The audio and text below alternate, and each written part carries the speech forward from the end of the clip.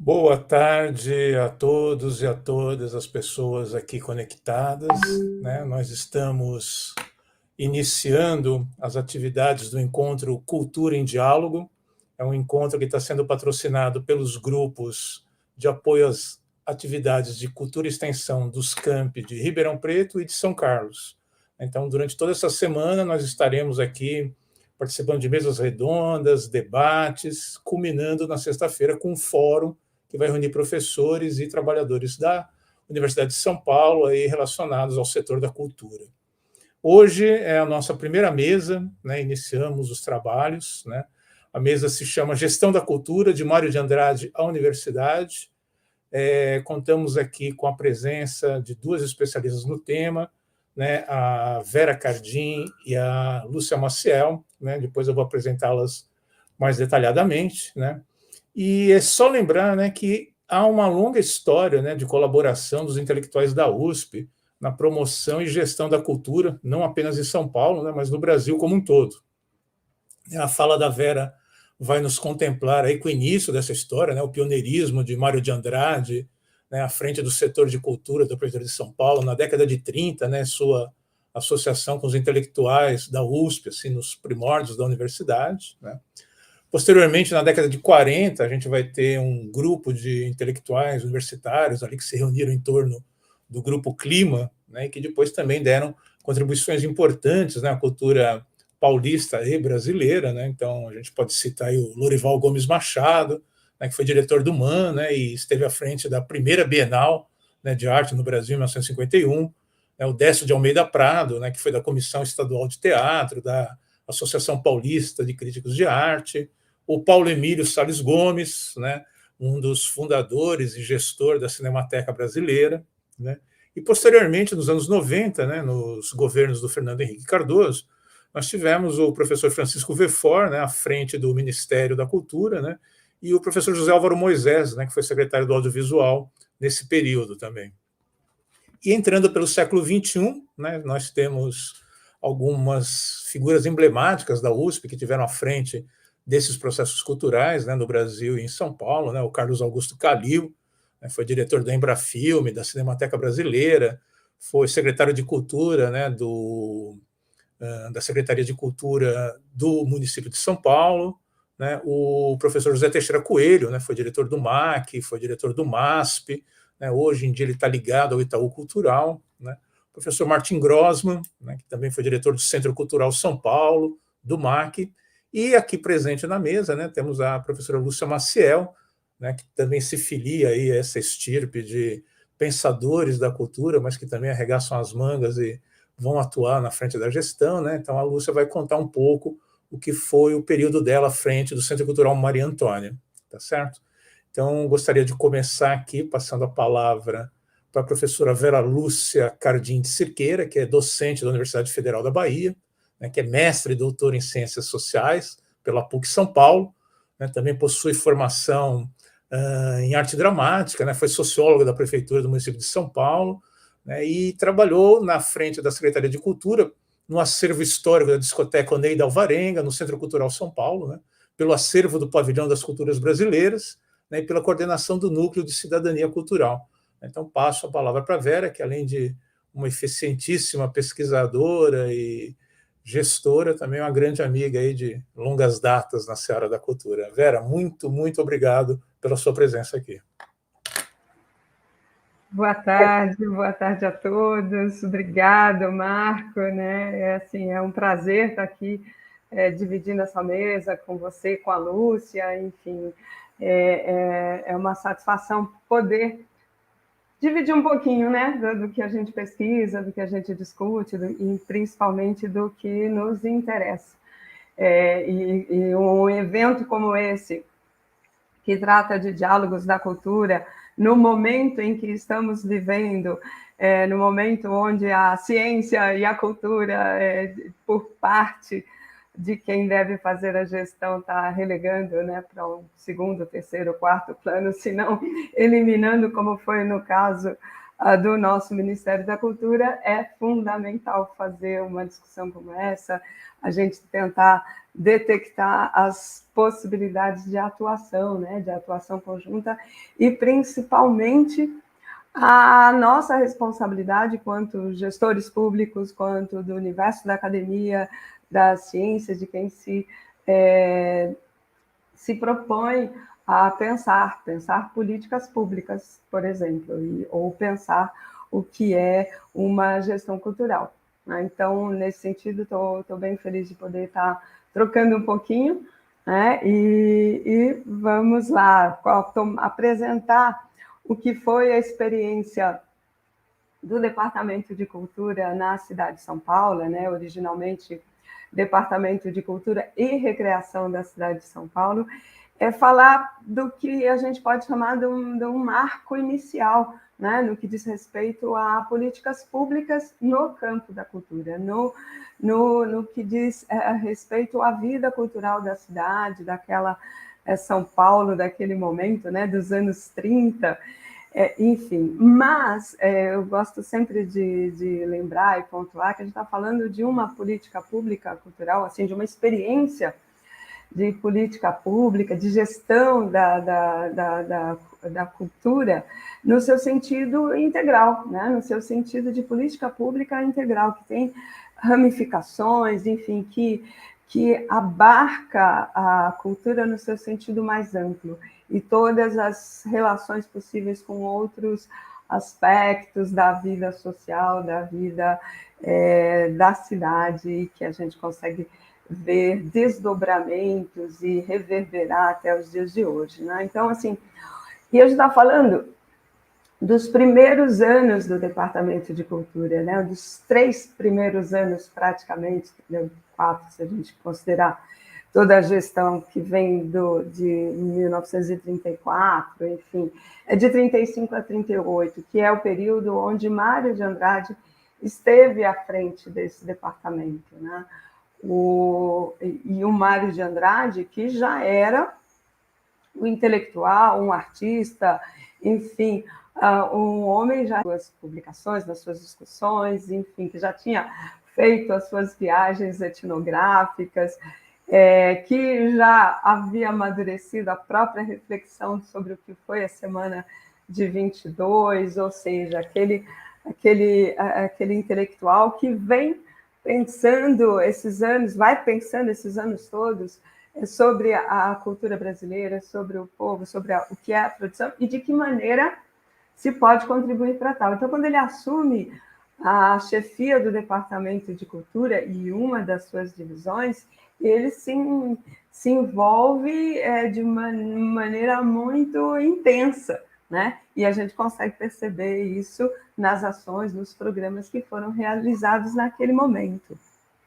Vou falar um pouquinho mais, mas bem mais, né, sobre o departamento e a ação do Mário de Andrade, mas só para situar um pouquinho, a gente está falando do começo, né, da primeira metade e para a segunda metade dos anos da década de 1930, e a gente está falando de um contexto que vem de 1930, né, de 32, da Constituição em 34, enfim, é um período onde há toda uma discussão política, econômica, sobre o desenvolvimento do país, sobre quem vai gerenciar, enfim, São Paulo é um espaço, um estado que está, né, suas elites econômicas, políticas, só para falar muito genericamente, está ali preocupada como tomar ou pegar de volta ou assumir, na expectativa que se tem de Armando Salles de Oliveira chegar ao governo federal, que a gente sabe que não acontece,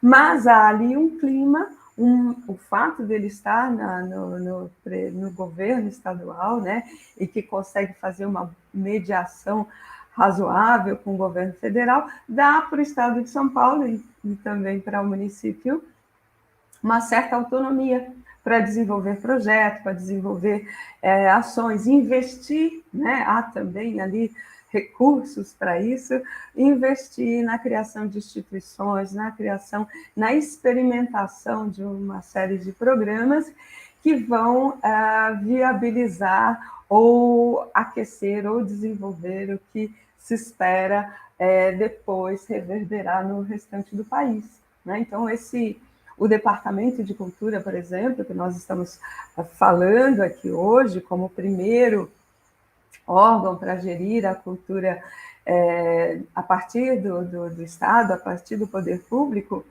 tem ali como intenção também ser um piloto, um projeto que vai se desdobrar como Instituto Brasileiro de Cultura no restante do país. Essa é a intenção, e é por isso também que é um momento propício para essas experimentações e que também abre, dá autonomia para o grupo de intelectuais envolvidos no Departamento de Cultura, muito mediado por Paulo Duarte, que faz a ponte, né, com a prefeitura, mas com a chefia e a coordenação fundamental de Mário de Andrade.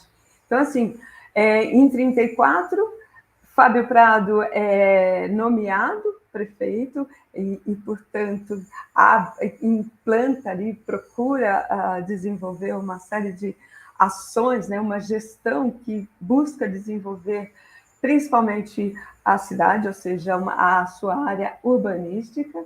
É neste momento que tem o projeto elaborado por Prestes Maia em 29, né, do engenheiro e tal, que já tinha vínculo com a prefeitura, e é colocado em prática, começa a se colocar em prática toda essa gestão urbanística da cidade, que é a abertura das grandes avenidas, né? Só para citar aqui muito rapidamente, a gente está falando do início da Avenida Rebouças, do túnel 9 de julho, da 23 de maio, reforma do viaduto do Chá, enfim, ações que pensam desenvolver, que buscam, né, desenvolver a cidade. E também, dentro da ação de Fábio Prado, né, outras áreas são importantes, e a gente pode colocar aqui, citar como exemplo, primeiro, incorporar esse projeto dos intelectuais sobre o Departamento de Cultura, implantar, dar autonomia. Sempre brinco que é interessante ver os processos administrativos da época, que a gente vê todo um parecer, né, típico de processo administrativo assinado por Mário de Andrade, então são textos incríveis, isso, outros também. E quando chega em Fábio Prado, é um de acordo, cumpra-se, enfim, é uma autonomia evidente no próprio processo administrativo. E mais, é o momento em que se realiza toda uma reorganização administrativa da prefeitura, né? Se a gente pegar o organograma de antes do Departamento de Cultura, antes da gestão de Fábio Prado, e o organograma que se constrói depois, assim, é absurda a diferença e como a cidade ficou mais complexa nos seus serviços, nas suas funções, atividades, e por aí vai. E outro aspecto importante dessa gestão é ampliar, trazer para o âmbito do poder público a questão da assistência social. Então, assim, a gente está falando de um período onde problemas sociais, como em todas as grandes cidades daquele momento, que, né, até hoje, são presentes, que é a questão das crianças, de cortiços, enfim, como garantir o mínimo de ordem, né, na cidade, pensando nos conflitos sociais, os problemas, desemprego, enfim, uma série de situações e questões que são típicas das grandes cidades daquele momento, pelo desenvolvimento do sistema capitalista, da urbanização e por aí vai. Então, assim, é nesse momento que essas questões entram. E por que eu estou citando isso, né? Falando da reprogramação, da reorganização do quadro da prefeitura e da própria questão da assistência social. É que esses aspectos da gestão pública são, direta e indiretamente, desdobramento da ação do Departamento de Cultura, né? Desse departamento que vem, que atua em diferentes áreas, né? Então, é importante trazer, porque a gente mantém um diálogo, né? A gente sempre pensa nas instituições culturais que estão sendo colocadas e tudo mais. Enfim, que aí a gente pensa que o Departamento de Cultura é essa política de uma maneira mais ampla, né? Então, aí, como é que entra as outras instituições? Falamos sobre toda a intenção da administração, da elite política e econômica em tornar São Paulo, viabilizar que São Paulo possa, seus representantes possam gerir não só os rumos do Estado, mas do país, é que entram as universidades. Na verdade, é quando há condições para que essas instituições sejam de fato criadas, que elas consigam espaço para tal, que os intelectuais, que as pessoas envolvidas naquela reflexão sobre educação, sobre ensino superior, há espaço político, né, ou priorizado essa criação.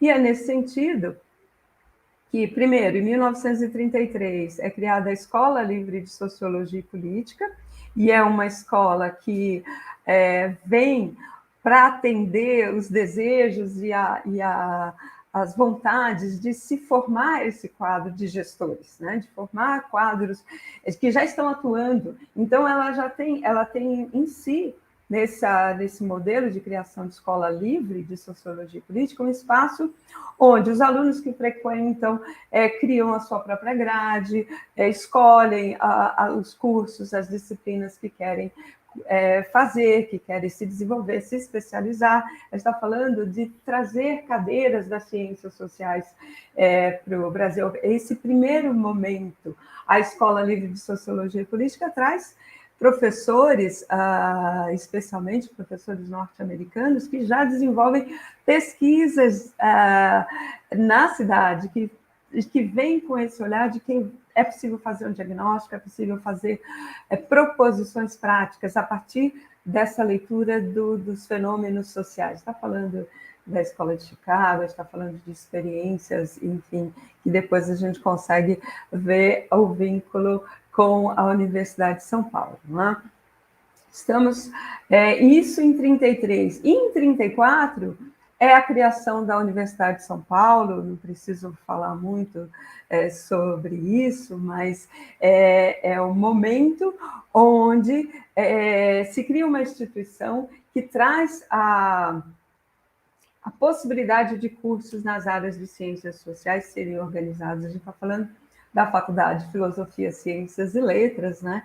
Com um corpo de professores estrangeiros, principalmente franceses, a chamada Missão Francesa, e que vem com, né, tem uma influência durkheimiana, né, que na média ali, e que com esse olhar de formar quadro, ou seja, formar não só futuros professores, mas profissionais atuantes nessas áreas, profissionais atuantes que possam desenvolver ações. Então, assim, é quando a gente vê exercícios da etnologia, da sociologia, toda uma discussão, geografia humana, enfim, dá toda uma formação ali colocada, e a universidade vem, primeiro, com esse corpo de professores, lógico, tem alguns professores brasileiros também, mas o intuito é formar novos quadros. Então, a gente tem a Escola de Sociologia e Política, pensando em ciências humanas, né, ciências sociais, e a criação da Universidade de São Paulo, duas instituições que estão ali criando a possibilidade de pensar teoria, de estabelecer estudos, pesquisas e por aí. E, nesse sentido, né, a gente tem o quê? Em 35, a criação do Departamento de Cultura. E a criação do Departamento de Cultura vem fazer praticamente essa articulação entre teoria e prática. Vem possibilitar, em vários aspectos, esse diálogo para dar fundamentação, para dar base, né, subsídios para a gestão pública fazer o que tem que fazer, ou seja, para que o Estado desenvolva seus programas, executem seus projetos, e em alguns momentos a gente vê exatamente como um laboratório das ações das instituições de ensino superior. E aí, quando a gente pensa especificamente no Departamento de Cultura,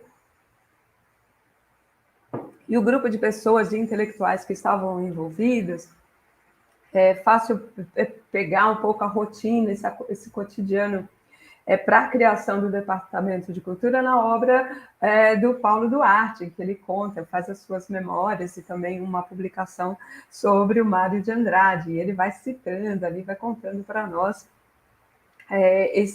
o que foi essa experiência, né? E uma delas, além de contar que o projeto do Departamento de Cultura estão envolvidos ali intelectuais que vêm desde da semana de 22, né? Na verdade, em torno da semana de 22, e que alguns participantes da semana de 22 e que foram, ao longo do tempo, se aproximando, discutindo, ou seja, aprofundando a sua reflexão sobre o país, e aí, lógico, os acontecimentos políticos do período influenciam para se ler e para ver qual a possibilidade de se transformar o país. Então, ele cita, por exemplo, que quando o projeto do Departamento de Cultura estava pronto, foi distribuído para inúmeros intelectuais, para outras pessoas que não necessariamente vinculadas a esse grupinho que ficava lá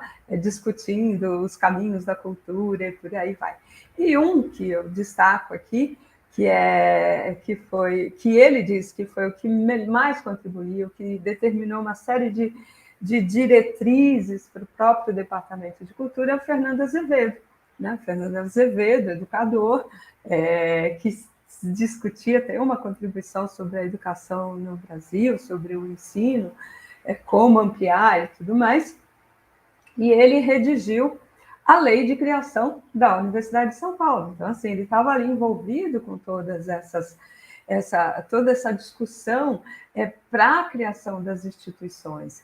Ele, Fernando Azevedo, mas só para a gente lembrar aqui, né, assumiu cargos de diretor da instituição de educação ligada já à Universidade de São Paulo, foi diretor da Faculdade de Filosofia, Ciências e Letras, enfim, alguém que estava e fora do departamento de Sociologia e Antropologia também, e ele estava muito envolvido com as discussões de políticas públicas e como fazer com que elas ganhassem corpo, né? Não só corpo, executassem programas e que, especialmente, elas se consolidassem. A gente vê no decreto de criação do Departamento de Cultura. Então, e quando a gente pensa nas pessoas envolvidas, né? Eu falei ao Paulo Duarte, a gestão de Fábio Prado, e traz quem? Mário de Andrade, que já tem toda uma discussão, e traz, pelo menos, eu posso citar aqui 2 outros nomes que foram fundamentais, que também estavam envolvidos com as outras instituições, que é o Sérgio Milliet e Rubens Borba de Moraes, né? Então, é um grupo de intelectuais que estavam desde, a gente pode falar, pegando marcos, né? Momentos importantes da semana de 22, que provocou toda aquela discussão, que até hoje ainda reverbera, mas assumiram postos, não só postos públicos, foram diretores das divisões do departamento, mas estavam diretamente envolvidos com as duas instituições de ensino superior, né? Tanto Sérgio Milliet como Rubens Borba de Moraes. E quando nós olhamos a proposta fundamental, né, do Departamento de Cultura e descreve, onde ele descreve, né, o ato de criação, onde descreve suas finalidades, a gente encontra não só as atividades centrais, né, como a promoção, organização de espetáculos, de arte, enfim, fomentar, né, as áreas artísticas, né, os eventos culturais propriamente dito, e aí se inclui o cinema, né, não só música, teatro, canto, enfim, as artes cênicas, tal, mas o cinema propriamente dito, a tentativa de criação de uma rádio, enfim, de ações. A gente fala de cinema porque está começando, né? E pensar é uma discussão que diz como trazer essas novas expressões também para que possa não só entreter, mas também ajudar a formar.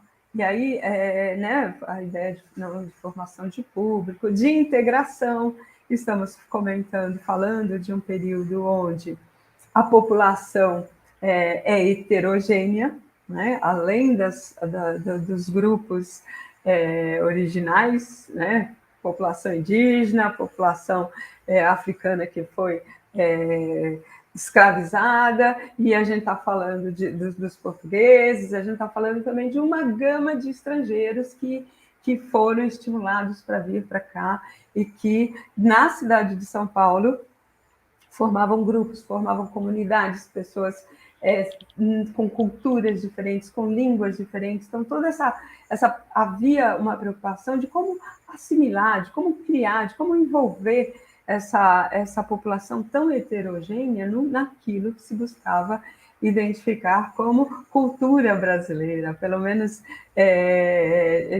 se buscava definir isso, né? Então, lançar mão do que tinha de mais atual, né? Para divulgação, para cinema, rádio e todas as outras possibilidades. Então, já está ali na finalidade do departamento. Mas a possibilidade de fazer cursos, palestras, concursos, né, dos mais variados, conferências, extensão, né, universitária, formação, aperfeiçoamento, e foram realizados. A gente consegue identificar cursos de etnografia e folclore, por exemplo, dada pela Dina Dreyfus, né? A Dina, que na época era Dina Levi-Strauss, Arthur Ramos e outros intelectuais, pensadores da época. A proposta, né, enquanto finalidade, e que foi iniciada também, a rede de bibliotecas, né, a criar organizar de bibliotecas públicas que fossem espalhadas pela cidade e para todas as camadas da população. Esse é o projeto, está escrito na finalidade, né? E a gente sabe, pensando na cidade de São Paulo, que a rede de bibliotecas públicas são basicamente os espaços culturais que conseguem chegar nas bordas da cidade, nas áreas periféricas da cidade, nas regiões que não têm espaços culturais públicos para a sua população. Também é muito raro o privado, ou seja, se ainda há carência de espaços culturais na cidade, só não dá para dizer que é exceção o fato, desculpa, das bibliotecas que chegam, pelo menos em parte, o que consegue se transformar num único espaço cultural em determinadas regiões. Então, vejam que essa discussão já estava colocada naquele momento, e a Biblioteca Infantil Juvenil é criada neste momento, enfim, toda uma preocupação em criar espaços de formação. Então, essa rede é um grande exemplo. Nesse momento também que se faz a discussão dos parques infantis, pensando em educação, que se faz a discussão e criação de campos de atletismo, né? O projeto do estádio do Pacaembu é gestado naquele momento, de centros desportivos, né? De piscinas públicas, enfim, está toda uma discussão vinculada ao quê? O Departamento de Cultura, né? Criado ali, não há muita justificativa, como hoje já se procura fazer, o que é do universo da cultura, o que não é, naquele momento ali, uma frente de ação, né, para dinamizar a vida social, a cultura, e integrar e possibilitar essa socialização da população da cidade de São Paulo, né? E, por último, né, pensando aqui que eu vou citar dentre as finalidades, está a proposta de recolher, colecionar, restaurar, publicar documentos antigos, né, material e dados históricos, sociais, enfim, realizar pesquisas também, estudos sobre a cidade de São Paulo, sobre as suas instituições, sobre, por exemplo, o que acontece na época, os primeiros estudos sobre qualidade de vida dos trabalhadores da população da cidade de São Paulo, e que culmina depois, posteriormente, em ações específicas, como o aumento de salário do funcionalismo municipal, e que é meio colocado como possibilidade de reverberar nos empresários, nas indústrias e outros, enfim, no privado. Ou outras pesquisas sobre as maternidades, sobre as crianças, que vai desdobrar em ações de assistência social, ou sobre a saúde das crianças que frequentam os parques infantis. Enfim, há uma série de pesquisas ali colocadas que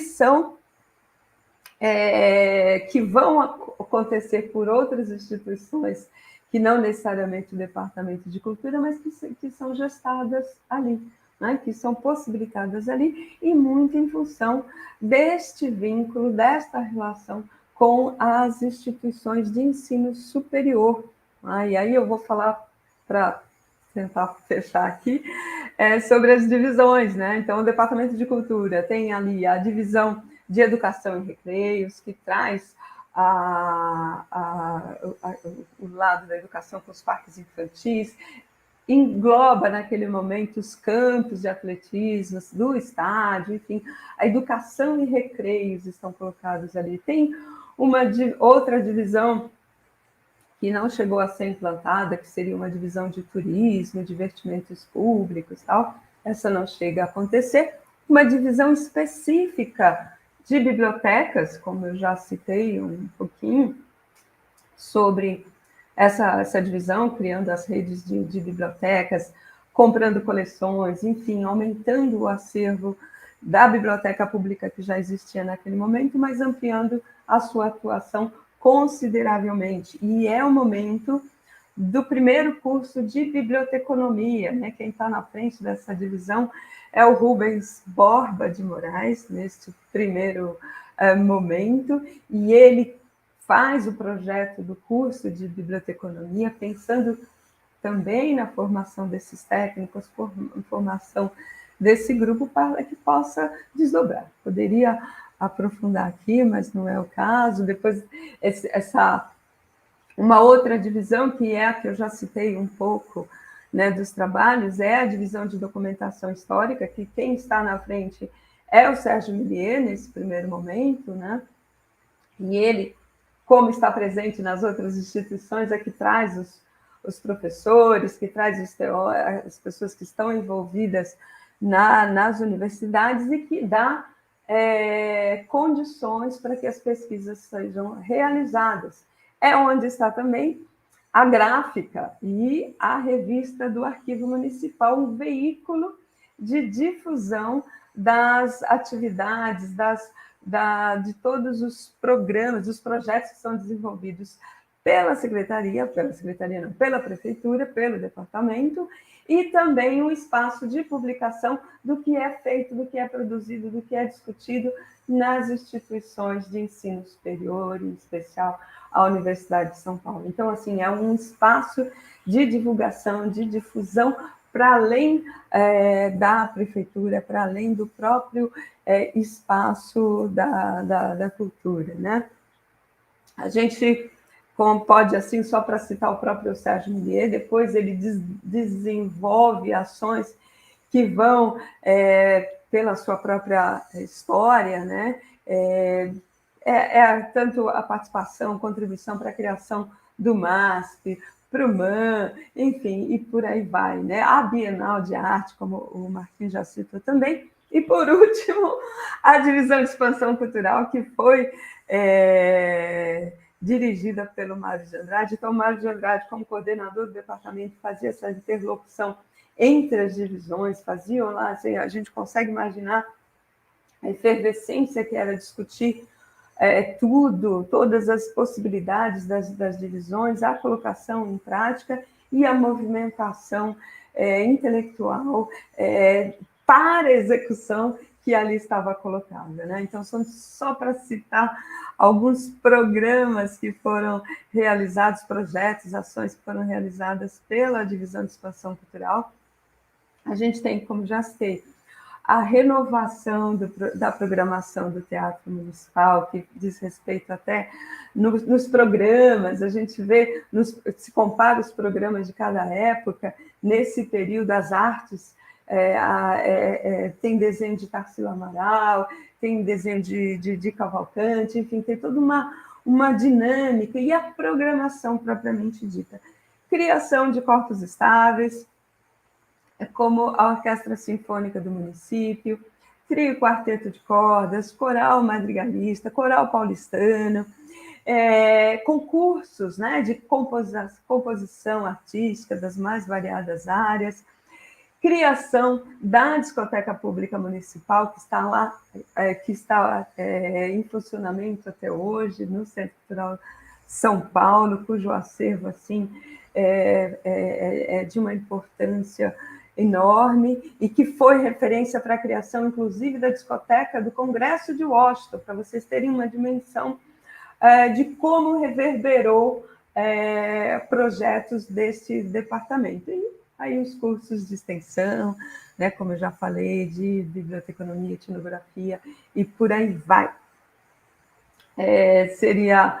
Se fosse falar de cada um desses projetos, a gente poderia usar algumas horas aqui, mas o importante é demonstrar como, num período curto e fundamentalmente de articulação entre as instituições desses intelectuais, do diálogo que havia entre a instituição do poder público, no caso municipal, o diálogo com o próprio projeto da gestão, né, municipal como um todo, e esse diálogo com que, neste momento, seriam as instituições de ensino superior. E poderíamos pegar outros vínculos, né? Mas esses foram fundamentais para se estabelecer. E a gente está dizendo que não é só porque foi um grupo de intelectuais que eram amigos, que eram próximos e tudo mais. Havia uma preocupação, inclusive, porque havia disputa, havia questionamentos públicos sobre isso nas assembleias, na Câmara, enfim, por aí vai, nas publicações do jornal, mas havia uma intenção ali de uma ação que se consolidasse ao longo dos anos. Eu não vou citar aqui, mas o próprio ato de criação estabelece que alguns cargos, que algumas funções, que alguns trabalhos devem ser feitos em parceria com a universidade, com centros de ensino superior, né? Cita a Universidade de São Paulo, ou por contratação ou por parceria, né? E aí outros cargos também são colocados. A gente vê que há uma intenção que isso se consolide de fato, e a gente consegue, apesar de todas as mudanças que aconteceram depois, né, com o golpe com o Estado Novo, com o golpe de Getúlio Vargas, com o Departamento de Cultura se atrofiando, deixando de ser prioridade, e a gente só vai ver isso ser retomado na década de 70, né, enquanto um organismo, Secretaria Municipal de Cultura, em 75, e o Ministério só em 85. Então, a gente vê como essas ações, naquele tempo pequeno, mas muito bem articulado, dimensionado, conseguiram executar uma política cultural, uma gestão cultural de tamanho valor, né? Que a gente consegue ainda localizar esses seus reflexos, né? E que é o que eu chamo de política integral, de política que pode, sim, servir como referência para a nossa atuação. É isso, muito obrigada. Desculpe, desculpem que eu sei que eu excedi muito do tempo, mas, enfim, é o que eu tinha para apresentar. Muito obrigado, Vera, pela sua participação. Acho que na sequência devem aparecer algumas questões aí, alguns temas para a gente debater, né? Até incentivo as pessoas que estão aí acompanhando pelo YouTube, né, para já irem deixando suas perguntas, suas observações no chat, que depois a gente transmite aqui para os membros da mesa. Então, agora eu vou passar a palavra para a professora Lúcia Maciel Barbosa de Oliveira, né? A professora Lúcia, minha querida colega da ECA, assim, da aula lá na graduação e também do programa de pós-graduação em Ciência da Informação, né, pesquisadora, trabalha assim no ramo da cultura já há muito tempo, né, e ao longo de 2016 ela desenvolveu no Instituto de Estudos Avançados um projeto de pesquisa denominado Dinâmicas Culturais Contemporâneas, imbricações entre singularidades, coletivos, tecnologias e instituições culturais na perspectiva do comum, né, que resultou, entre outros, num filme, né, um filme intitulado Dinâmicas, Flutuações e Pontos Cegos, né, e nos últimos tempos ela foi também diretora, né, do Centro Universitário Maria Antônia, né, desenvolveu lá uma série de atividades, né, e aí a Lúcia veio aqui compartilhar com a gente um pouco, contar um pouco essas histórias aí desses últimos tempos dela à frente da Maria Antônia e dessas pesquisas todas. Lúcia, muitíssimo obrigado pela sua presença aqui. Muito feliz em estar com você nessa mesa. Eu agradeço muitíssimo, Marco. Eu primeiro queria te parabenizar e parabenizar ao grupo organizador desse evento pela iniciativa. Acho que a gente, no momento em que a cultura está tão desmontada no Brasil e num ano eleitoral, em que tantas questões estão em pauta, a cultura tem que entrar fortemente nessa discussão, né?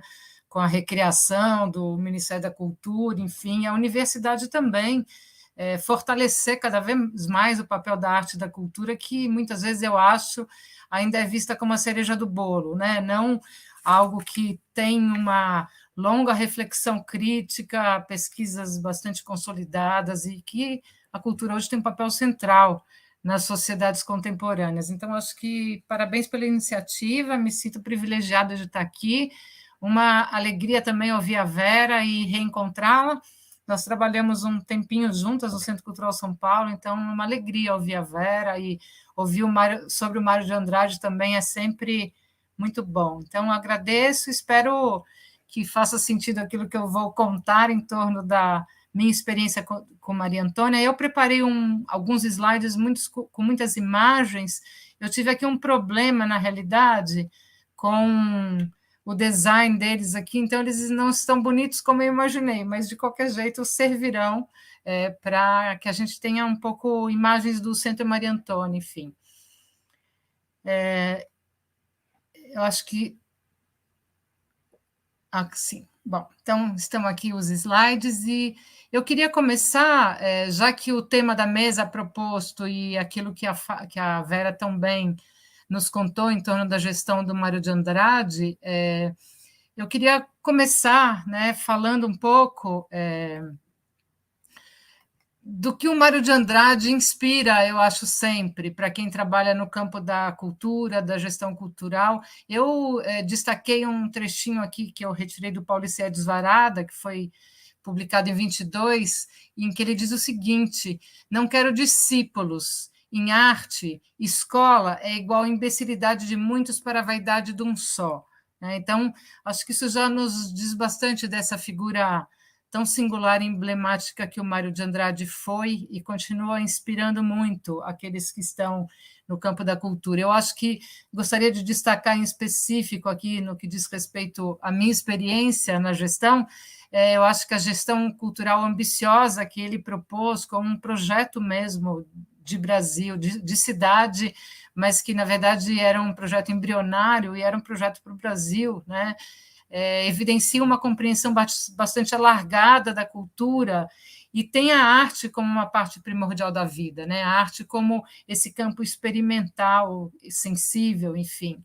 Então, acho que essa ideia do campo da cultura e da gestão pública como um campo de experimento mesmo, eu acho que é bastante importante que isso não se perca, né? Que o Mário de Andrade continue a ser essa figura inspiradora. E trouxe também um trechinho de um texto do professor Teixeira Coelho, que foi escrito em 2018, justo quando o presidente Jair Bolsonaro ganha a presidência, né, ou ainda não tinha assumido, ou estava na iminência de ganhar, e ele vai falar, o Teixeira Coelho, no seu texto, algo que também me parece inspirador. Ele vai dizer: ouve-se o discurso burocrático da cultura, alimentado por esses que são os gestores da cultura, e que eu preferia ver e ouvir como os atores da cultura, e de cujas bocas eu gostaria de ouvir palavras de maravilhamento, de deslumbramento, de poesia, de vida artistizada, de descoberta, de invenção, procura e encontramento. Portanto, o professor Teixeira vai também chamar atenção aqui, né, para o fato de que quem trabalha no campo da arte e da cultura, mesmo aqueles que estão à frente de instituições, estão na gestão cultural, que tem que dar conta de uma série de questões, não pode esquecer jamais que esse campo é um campo que tem a questão da sensibilidade, do deslumbramento, do maravilhamento como um campo fundamental também, né? É um campo de experimentação. E também trouxe uma definição do Mário Pedrosa sobre o que é arte, e ele vai dizer num determinado momento que a arte é o exercício experimental da liberdade. Então, acho que essa questão da cultura e da arte em específico, isso tem a ver com a gestão de uma instituição cultural, não pode ser esquecido jamais. E também gostaria de trazer só uma pequena reflexão de um filósofo colombiano que se chama Bernardo Toro, que ao pensar o que é cultura hoje, ou o que é cultura do ponto de vista democrático, que é o que nos interessa num país em que a democracia está tão esgarçada, ou há uma tentativa tão grande de esgarçamento da democracia, ele vai dizer que a cultura do ponto de vista democrático para ele hoje é a criação de condições para que os diferentes sentidos que produzem os diferentes grupos de uma sociedade possam circular e competir em igualdade de condições. Então, essa perspectiva da cultura, dessa dimensão simbólica da vida social, ser esse espaço em que, na arena pública, há uma competição, a circulação em competição, em igualdade de condições dos diferentes sentidos, porque existir, né, a existência e essa dimensão simbólica da existência é o que faz com que a gente se sinta partícipe de um mundo, efetivamente partícipe, né? O não reconhecimento da dimensão simbólica no mundo em que se vive é uma forma de opressão existencial, que é o que a gente vê que ocorre com muitos sujeitos e muitos grupos. Então, isso tudo, eu trouxe essas questões iniciais, porque eu acho que são questões que informam e que dão um pouco de substância àquilo que é um projeto de uma política cultural para um centro de cultura, que foi a minha experiência à frente do Centro Maria Antônia. Como o Marcos já indicou ali inicialmente, a minha experiência de um ano numa pesquisa com coletivos culturais na cidade de São Paulo, que estava muito interessada em pensar a ação desses coletivos que, naquele momento, tinha se adensado muito, ganhava corpo e tinha um diálogo com a gestão da Secretaria Municipal de Cultura.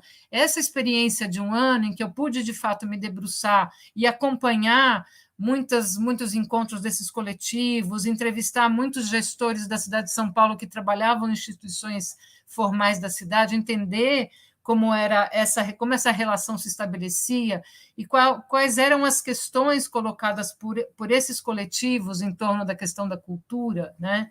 E muito do que se colocava por esses grupos, por esses coletivos, muito tinha a ver de pensar que cultura é essa, né? Que cultura é essa que a Secretaria promove? Que cultura é essa que nós desejamos? Cultura para quê? Cultura para quem?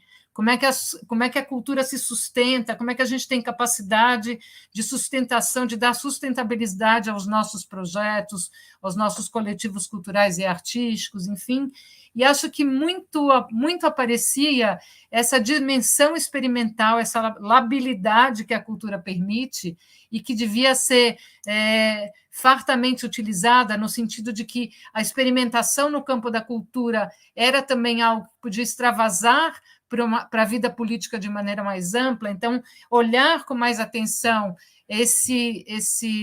essa perspectiva experimental como algo que permitiria pensar outros possíveis para além daquilo que estava estabelecido, foi algo que me deu também alguns elementos, né, para pensar o que é uma política cultural pertinente para uma cidade de São Paulo e como é que essa relação pode se estabelecer entre esses coletivos e os equipamentos formais da cidade, né? Ela se estabelece, quais são os entraves, quais são os fluxos que acontecem ou não, enfim, acho que isso também, a pesquisa em torno disso e ouvir muitos desses coletivos foi algo que me enriqueceu muito a reflexão em torno da cultura e da política cultural e da gestão cultural, né? E muitos desses grupos colocavam naquele momento essa ideia de ter uma ação propositiva e colaborativa em torno desses equipamentos, né? Que, passada a ideia de ser o público ou um usuário desses equipamentos, para ser efetivamente um colaborador ou um copartícipe, enfim, algo muito mais amplo do que aquilo que estava proposto até então. Acho que a gente tem a experiência de Hermelino Matarazzo, que é uma experiência de cogestão de um equipamento cultural, uma ocupação, enfim, com toda a precariedade que isso traz, mas, enfim, como um processo de experimentação que possibilitaria pensar outras formas de colaboração entre coletivos culturais da cidade e os equipamentos formais. Bom, eu digo tudo isso porque essa minha pesquisa, que se inicia em 2016, ela se finalizou em 2017, e em 2018 eu fui convidada a compor a diretoria, a vice-diretoria do Centro Maria Antônia. O Centro Maria Antônia é um órgão da Pró-Reitoria de Cultura e Extensão, portanto, ele não é um órgão, ele não é uma unidade autônoma da universidade, ele é um órgão, assim como os outros 10 órgãos existentes que estão no âmbito da Pró-Reitoria de Cultura e Extensão, além de uma série de programas, e isso traz algumas especificidades com relação à autonomia da gestão, enfim, ou que as coisas estão afinadas a uma gestão mais ampla ligada à Pró-Reitoria de Cultura e Extensão. Portanto, isso traz, como eu disse, algumas particularidades.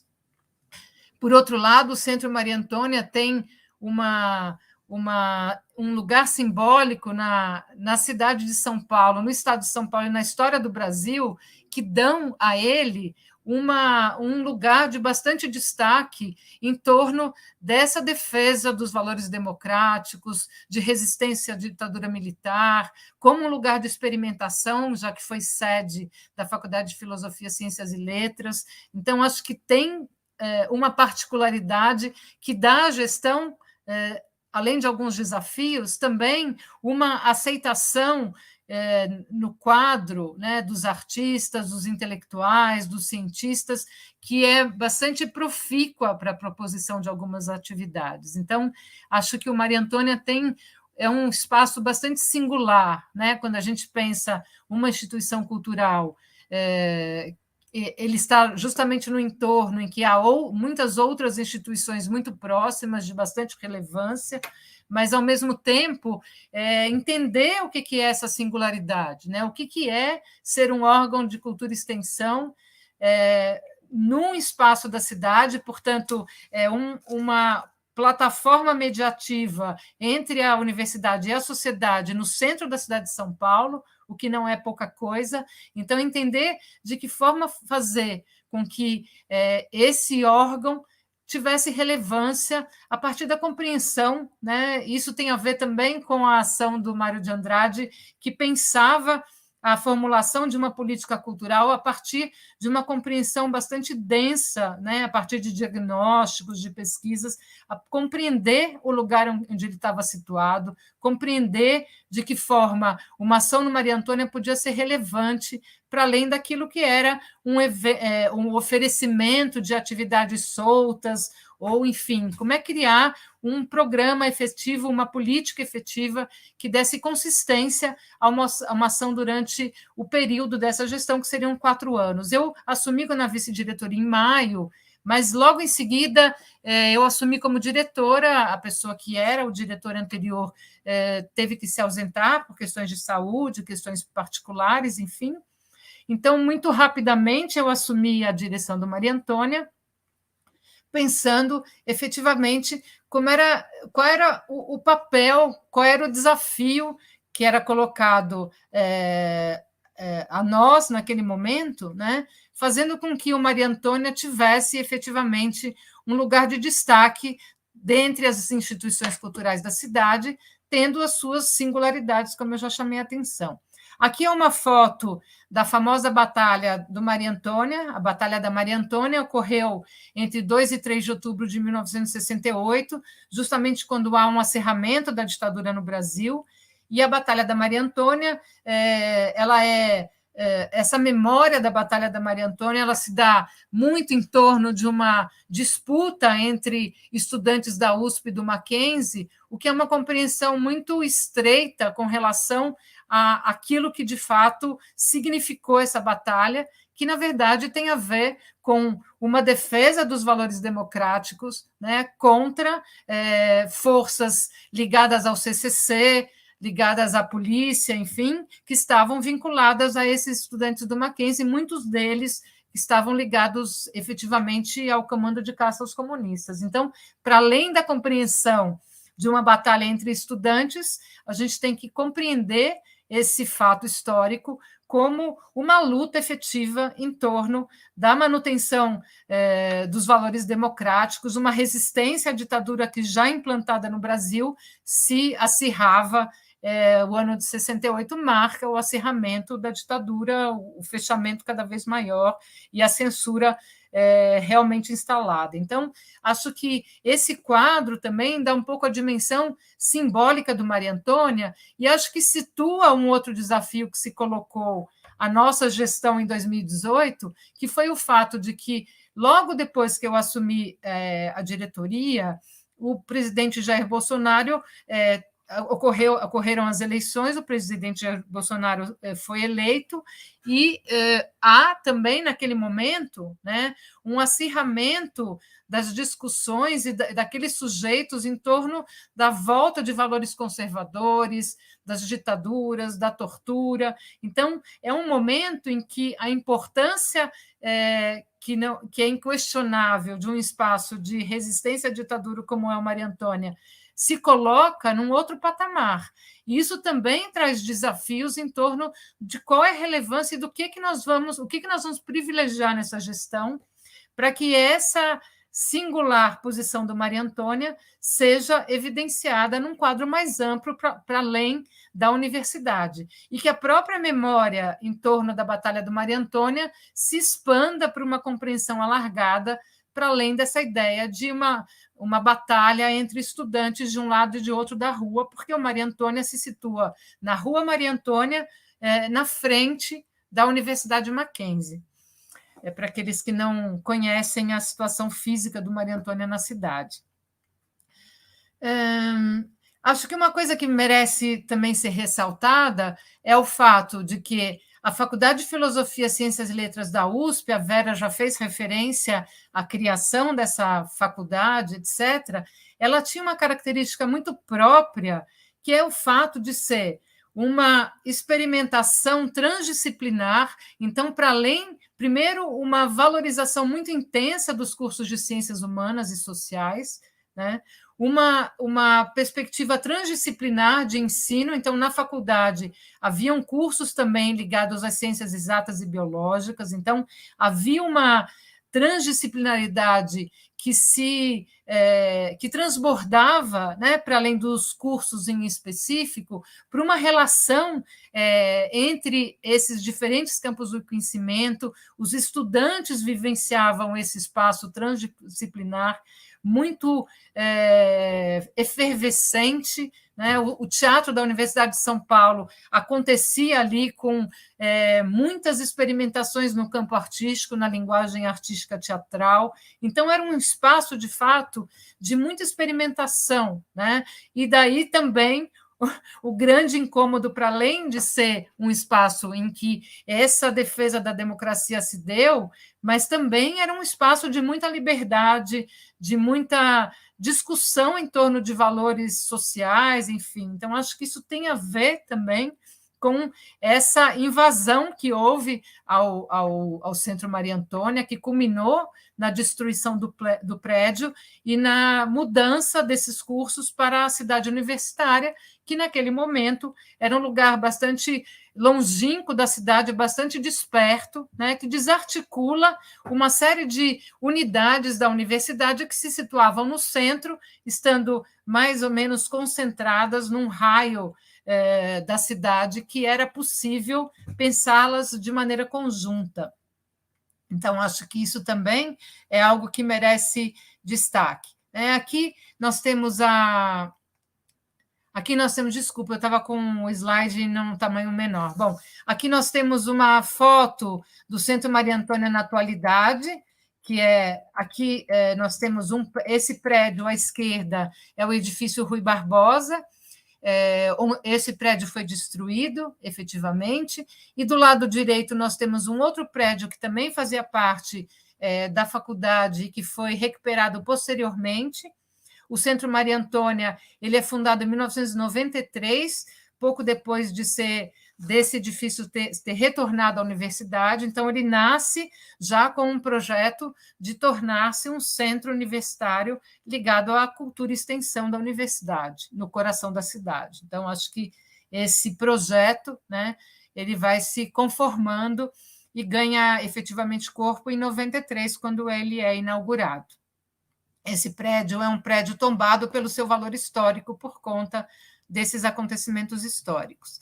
Então, a gente tem, na verdade, hoje, são dois edifícios. O edifício Rui Barbosa, que eu fiz referência, ele é um edifício que mantém de maneira mais próxima da sua configuração original.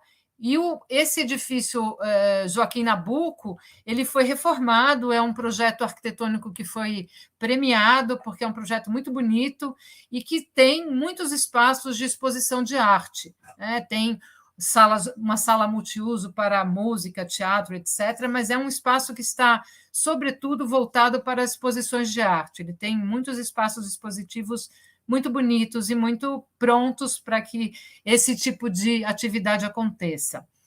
Isso determina um pouco também o que fazer nesses espaços. Então, Maria Antônia tem uma longa história desde a sua inauguração, ligado a muitas atividades de várias linguagens artísticas, com forte ênfase na arte contemporânea, mas também ligado a cursos, a palestras, a concertos, ao Teatro da Universidade de São Paulo, que também é um outro órgão da Pró-Reitoria de Cultura e Extensão, mas que se situa no mesmo prédio. Então, em termos físicos, né, uma instituição cultural que tem espaços bastante privilegiados, que permitem uma programação, de fato, que pode ser muito bem recebida no espaço físico. Aqui algumas fotos do Centro Maria Antônia, depois vocês... Aqui é o saguão de recepção. E aqui eu queria falar para vocês um pouco daquilo que eu entendi que eram os desafios quando eu assumi a direção efetiva do Centro Maria Antônia, né? Então, a primeira delas, né, é pensar, entender o que é um centro de cultura e extensão da universidade localizado no centro da cidade, que eu pensei como uma plataforma mediativa entre universidade e sociedade. A segunda questão que se colocou para mim tentar entender onde é que a gente estava, né? Tentar entender o que é esse entorno, o que é esse espaço nesse território onde ele está localizado. Então, uma coisa que eu fiz logo de saída foi percorrer muitas das instituições da região para tentar firmar parcerias, para me apresentar, para convidar que essas outras instituições visitassem o Centro Maria Antônia, propusessem projetos. Então, nós fizemos isso, eu e a Sandra Lima, que é uma funcionária ligada à Pró-Reitoria na área da comunicação. Nós fomos às escolas públicas do entorno, nós fomos à Biblioteca Monteiro Lobato, que é uma das bibliotecas criadas na gestão do Mário de Andrade, nós fomos à Ação Educativa, que é uma organização social que tem ações na área da cultura e da educação, nós fomos ao SESC, Dr. Villanova, que é vizinho, nós fomos, enfim, nós tentamos compreender um pouco esse território onde nós estávamos situados. Acho que isso é uma questão bastante importante na gestão, né? Entender com o corpo na cidade, onde se está localizado, quais são as questões. É uma região que tem muitos moradores em situação de rua, isso anteriormente à pandemia, coisa que se agravou bastante com a pandemia, mas isso já era uma realidade presente ali em torno, é muito perto da Santa Casa, então isso também é um outro fator. A região central de São Paulo como um todo é uma região de muitos moradores em situação de rua, enfim. Então, uma outra questão era um desejo muito grande que nós tivéssemos uma ação efetiva com a POESP, com os professores da rede pública, que nós pudéssemos oferecer aquilo que os professores identificassem como desejo, como necessidades, enfim, para a sua formação continuada. Nós não conseguimos firmar essa parceria, muito por conta das burocracias. Essa é uma questão muito séria para quem faz gestão na área pública, né? A questão das burocracias que envolvem parcerias, que envolvem convênios, etc. Eu acho que uma outra percepção era estar fisicamente presente, trabalhar o máximo de dias possíveis dentro do Centro Maria Antônia, porque os professores, os docentes que assumem atividades de gestão na universidade, eles não nós temos que continuar com as nossas atividades usuais, quais sejam dar aula, fazer pesquisa, ter orientandos, participar da graduação, da pós-graduação, participar de outras comissões, enfim. Então, isso exige que nós estejamos algum tempo na USP, no campus Butantã, no meu caso, e o máximo de tempo possível que eu podia, eu estava no Centro Maria Antônia, que é isso. Eu acho que o corpo nos diz muito, a sensibilidade daquilo que a gente percebe. Acho que essa é uma questão bastante importante na área da gestão, né? Enfim, e pensar que política cultural eu ia propor para esse centro, né, que tivesse a ver com o longo passado já desenhado, com aquilo que já tinha sido feito por gestões anteriores, essa ideia de que não é preciso reinventar a roda a cada nova gestão, mas é preciso perceber o novo momento e imprimir coisas que possam trazer ares novos, trazer novos parceiros, trazer gente nova para o centro, enfim.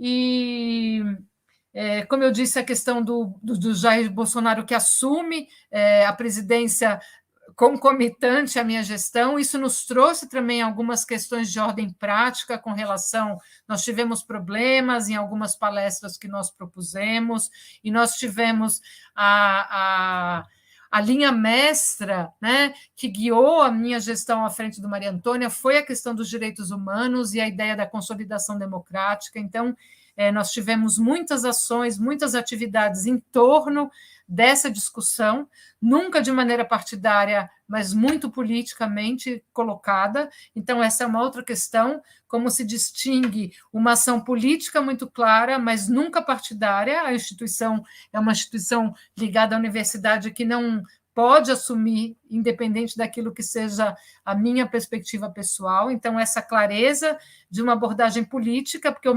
momento sempre exige, mas o momento especificamente naquele momento exigia de maneira muito contundente. E nós tivemos, como eu disse, algumas questões, nós tivemos reclamações de vizinhos que chamaram a polícia em performances que tinham a ver com direitos humanos, nós tivemos algumas ações e nós não nos dobramos a nenhuma forma, né, de cercear as nossas ações por conta daquilo que nos aparecia. Essa foi uma resolução também muito claramente definida.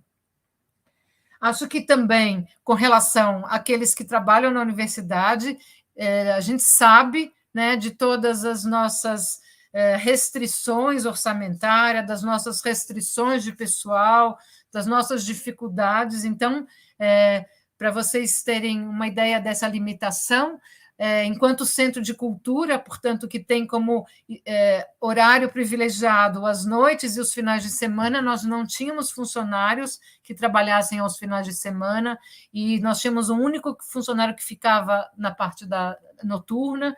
Isso era uma questão, um grande gargalo, né? Então, entre o desejo de executar uma série de coisas e aquilo que era viável, a gente tinha que chegar a um lugar em que fosse possível que as ações se viabilizassem.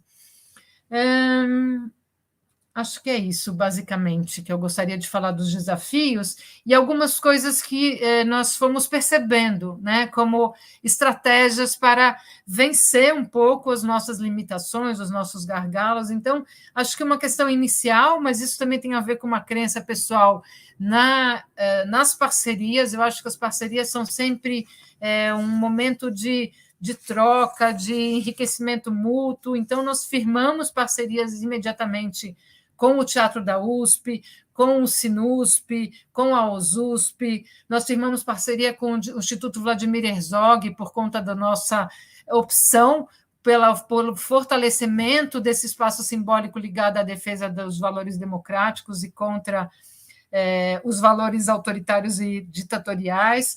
Nós fizemos uma parceria também, fortalecemos uma parceria com o Human Rights Watch, que passou a lançar todos os seus relatórios anuais em coletivas de imprensa dentro do Centro Maria Antônia. Então, havia essa ideia de estar presente no lançamento de uma instituição tão importante como e esses relatórios que são feitos anualmente. Nós firmamos parceria com o Videocamp, que é uma plataforma de cinema independente que traz muitas questões em torno da cultura, da educação, e que fazia uma curadoria de filmes que nós disponibilizávamos nas nossas plataformas. Nós fizemos uma parceria com um grupo de pesquisa em cinema experimental da ECA, que era também uma condição de que nós pudéssemos abrir a exibição e o debate de maneira pública em torno desse cinema independente. Nós fizemos também parceria com um programa que se chama 60 Mais da USP, de maneira a trazer um público ligado às questões do envelhecimento para dentro do Centro Maria Antônia, enfim. A questão de também aproveitar editais internacionais, verbas que vêm de governos estrangeiros, artistas que ganharam editais e que, portanto, podem expor o seu trabalho sem que necessariamente seja necessário uma verba muito grande para que essas exposições possam ser montadas. Então, isso também foi algo importante. Acho que uma coisa fundamental foi uma pesquisa informal que nós fizemos nas nossas redes sociais, nas pessoas que frequentavam o centro, em torno da questão da comunicação, porque nós identificamos que, a despeito da qualidade da programação que nós fazíamos, muitas vezes as pessoas desconheciam aquilo que era feito.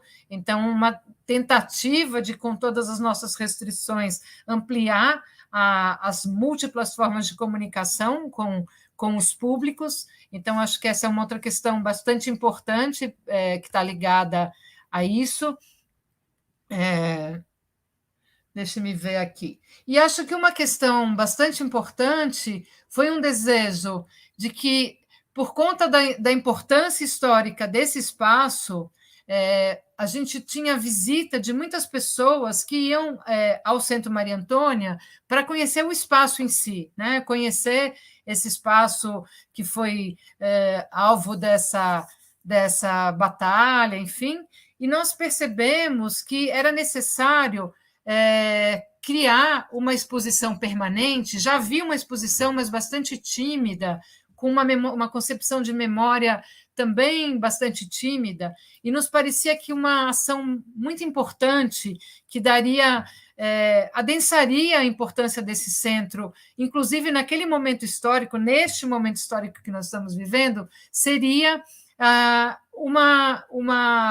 criação de uma exposição permanente que fizesse dialogar todas essas questões em torno dos direitos humanos, mas a partir da arte contemporânea. Então, esse desejo de produção de uma exposição permanente, com todas as restrições orçamentárias que nós tínhamos, foi algo que eu persegui fortemente ao longo dos anos que eu fiquei no Maria Antônia.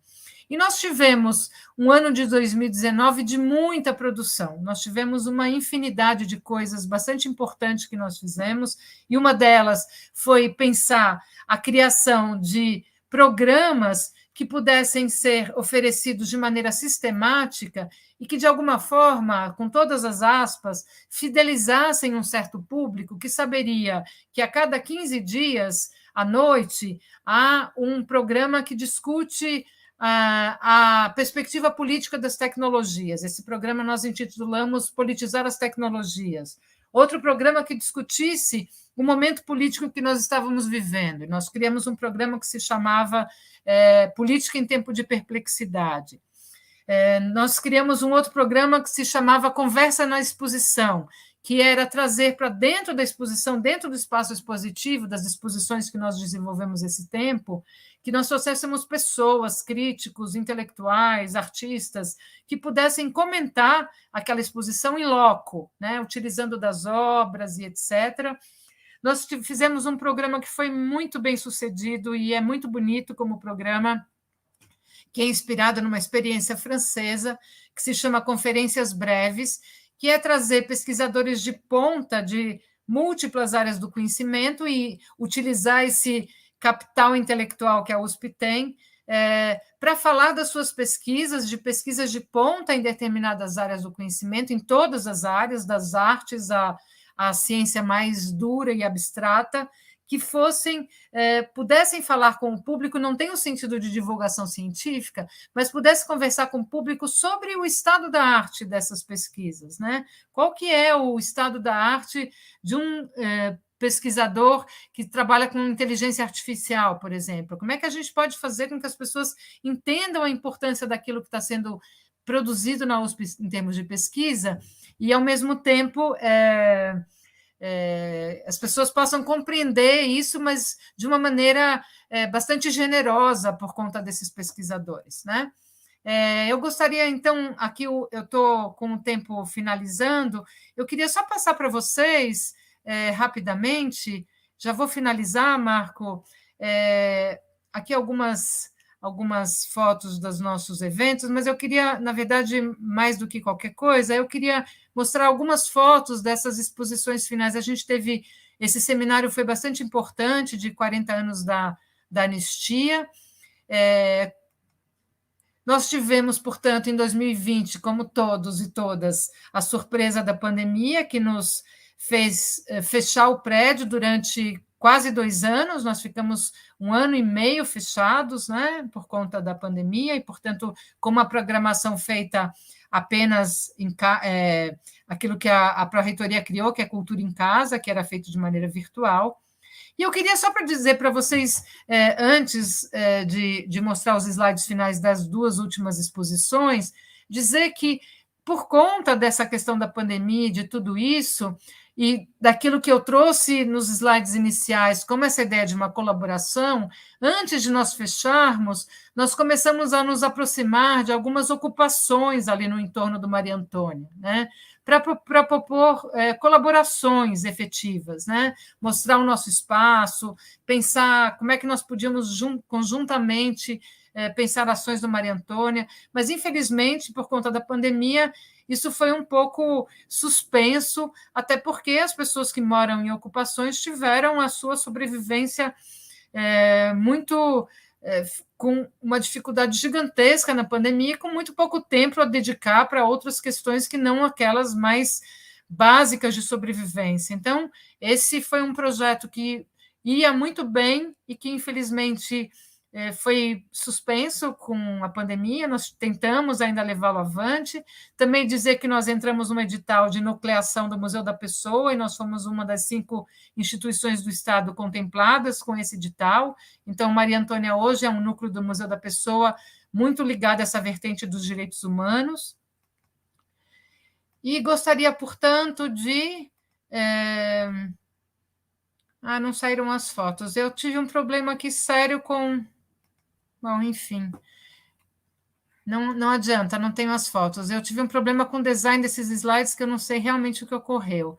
Mas dizer, então, que nós temos agora 2 grandes exposições. Eu não estou mais na direção do Maria Antônia, eu saí no começo de abril, a minha gestão se finalizou, e nós conseguimos efetivamente a reforma da exposição permanente, que tem curadoria do professor Márcio Seligman Silva, que é alguém que tem uma experiência muito grande no campo dos direitos humanos, da arte contemporânea, embora ele seja do campo da literatura, da ideia de monumentos e antimonumentos, enfim, e do Diego Matos, que é um curador de arte contemporânea, e para que vocês tenham noção da importância emblemática e simbólica desse espaço, nós tivemos a doação ou o empréstimo permanente dessas obras, enquanto a exposição estiver em cartaz, artistas do porte de Cildo Meirelles, Cláudio Tosi, Leila Danziger, Fúvia Molina, Laís Mirra, enfim, uma série de artistas bastante importantes. E nós inauguramos uma exposição em março, que tem como temática Contar o Tempo, que discute justamente essa ideia do tempo e dessas efemérides de 22, né? Quais sejam o bicentenário da independência, o centenário de arte moderna e o próprio ano de 22, que é um ano com muitos desafios. Então, não consegui mostrar as fotos, me desculpo por esse problema aí na configuração dos slides, e encerro a minha fala aí para a gente poder conversar, porque acho que já ultrapassei muito. Enfim, obrigada, Marco, e desculpa.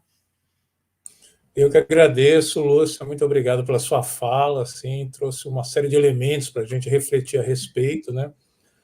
Como eu falei no início aqui dessa atividade, essa iniciativa aqui dos grupos de apoio, né, às atividades de cultura e extensão do Camp São Carlos e do Camp Ribeirão Preto,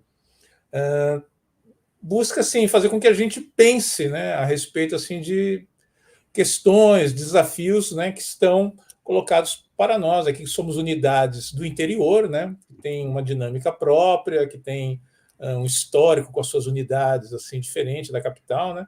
Mas assim é um momento que nós estamos nos organizando, né? Aproveitar também esse começo assim de uma nova gestão à frente da Reitoria de São Paulo para poder tomar algumas iniciativas estratégicas, né? Para poder aprofundar, né, a capilaridade e a qualidade das nossas ações culturais, né? Que acabam às vezes ficando em segundo plano em relação às atividades de extensão. Então, aproveitando aí a presença das duas, né, da Vera e de você, eu vou soltar assim 2 questõezinhas, 2 observações que é para, digamos assim, aproveitar a presença de vocês, trazer elementos para a gente refletir juntos aqui no interior, né? Então, para a Vera, né, uma coisa que me chamou a atenção na tua fala, Vera, que é uma coisa que a gente que estuda um pouco de cultura, dos processos culturais, né, sabe, mas que nem sempre a gente reflete o quanto isso impacta, né, nas nossas iniciativas, é a própria noção de cultura, né? Porque quando você está falando lá, né, do Mário, dessas iniciativas, a gente tinha, né, uma perspectiva de cultura muito diferenciada, né? Então, era aquela oposição cultura erudita, cultura popular, uma cultura popular que já se via, digamos assim, num horizonte de definhamento, era algo que tinha que ser preservado, colocado no museu, né? E que hoje é muito distinta, né? Então você tem toda uma revigoração dessa cultura popular, tanto na conexão com a cultura midiática, né, da indústria cultural, como também da efervescência nas periferias urbanas, né, que é uma coisa assim, muito importante, né? Então, queria que você contasse um pouco disso, em termos assim, de como você vê isso como um desafio aqui para as nossas universidades, né? E você também mencionou essa vocação, né, dessas ações em relação à questão da divulgação, do acesso, do registro, né, de como a rede de bibliotecas, naquele momento, desempenhou um papel estratégico, né? Eu acho que ainda tem um papel estratégico para essas redes, mas que outras redes a gente poderia pensar, né, que poderiam estar trabalhando junto aí com essas redes de biblioteca, né? E para a Lúcia, já emendar aqui, né?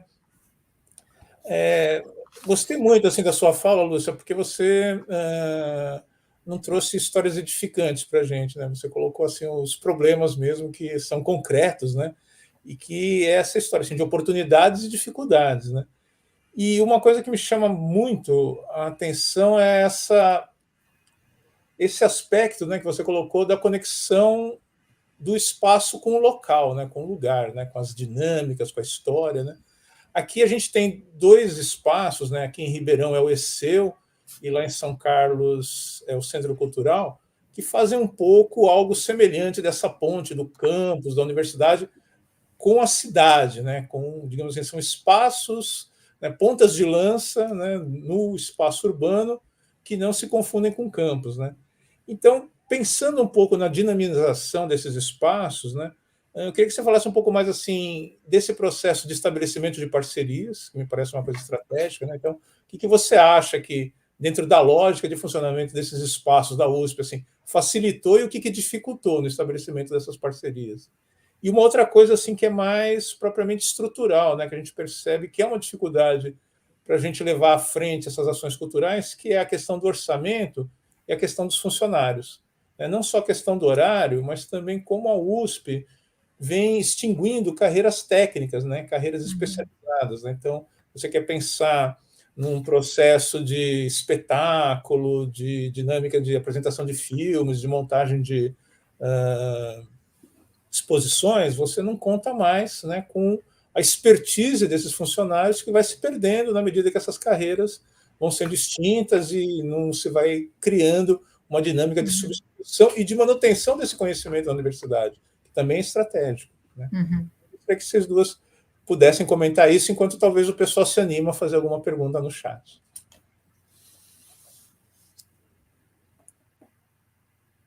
Começo aqui então, Marco. Bom, assim, o que você destaca é o que chama a atenção, me chamou a atenção desde o primeiro momento que eu comecei a estudar o Departamento de Cultura, enfim, as ações que ocorreram naquela época, é isso, essa dimensão alargada da cultura, né? E como para agir culturalmente, a gente tem que pensar em tudo que ela significa na vida do indivíduo, na vida da população, na vida... E essa percepção que estava ali embutida no projeto do departamento, no modo de entender como poderia ser a atuação do departamento e, portanto, na criação, né? Porque, assim, de um lado, essa percepção de que cultura é muito mais do que as atividades artísticas propriamente ditas, né? E se a gente considerar o que você comentou, que é a cultura erudita, né? As belas artes já tinham seus espaços, né? As que não estavam no teatro municipal, nos concertos, enfim, na cultura artística, estavam nas casas dos grandes nomes, de quem tinha tempo e poder aquisitivo para usufruir. Né? O que se coloca naquele momento é uma discussão de como é que se amplia isso, pensando até na própria produção artística. Havia ali uma preocupação, inclusive, né, de formação, como a gente comentou, de novos públicos. E como é que se dialoga? E como é que isso se relaciona com uma preocupação que vem desde até do movimento modernista? O que é a cultura nacional? O que se pode quebrar, o que não. Então, assim, neste momento do Departamento de Cultura, é a possibilidade de provocar essas mudanças, né? Então, se a gente pega a programação do Teatro Municipal, há mudanças nesse sentido, de trazer ali outro tipo de obra, ou até, nem que seja só dialogar, ou seja, trazer a cultura popular, pensando na cultura tradicional, né? Como mote para desenvolvimento de outras obras que também são eruditas. A gente está ainda trabalhando nesse universo, mas o que é fundamental é que possibilita ali a criação de acervos e de discussão do que é, de fato, cultura tradicional, do que é cultura popular, há toda uma discussão do que rola no rádio que está ali, que rádio que a prefeitura poderia proporcionar. Há discussões ali colocadas que a gente vai ver reverberar anos, no desenrolar dos anos seguintes, que ainda estão sendo colocadas hoje. Então, assim, a gente consegue pensar para trazer essa discussão para hoje, né? Onde, né, pensando até numa ação também do poder público, no governo, em que esteve à frente da Secretaria de Cultura, a Marilena Chaui. Né? A gente está pensando no momento em que ela traz essa discussão em que cultura é um direito, né? Direito fundamental, um direito básico como qualquer outro. Então, pensar a cultura como um direito e pensar a cultura como direito não apenas para usufruir, né, o que uma programação ou outra nos faz, mas pensar ela, produzir ela, difundir, discutir ela, discutir o que é importante. Então, sim, uma revigoração, eu acho que não é à toa que é a partir desse momento, então, principalmente nos anos 2000, que acervos criados durante o Departamento de Cultura ganham uma nova dimensão, como a pesquisa da missão de pesquisas folclóricas, né? Como esse acervo que está lá no Centro Cultural São Paulo, ou a discussão do patrimônio imaterial. Então, o que a gente vê é a possibilidade de novos sujeitos se colocarem, não quer dizer que a cultura tradicional não existia, que não havia discussão sobre tal, mas há uma visibilidade que se constitui ao longo do tempo, a ponto de se chegar na nossa Constituição de 88, né? Que é a chamada Constituição de Cidadã, e que traz a cultura numa outra dimensão. E por aí vai, né? Patrimônio, cultura imaterial e uma série de outras ações que não só revigoram essa ideia de cultura popular, mas abre espaços para os sujeitos que produzem a cultura popular no seu sentido de cultura tradicional, enfim, a se colocar e a exigir espaço, a poder também serem eles produtores. Eu acho que essa é uma discussão interessante, que o departamento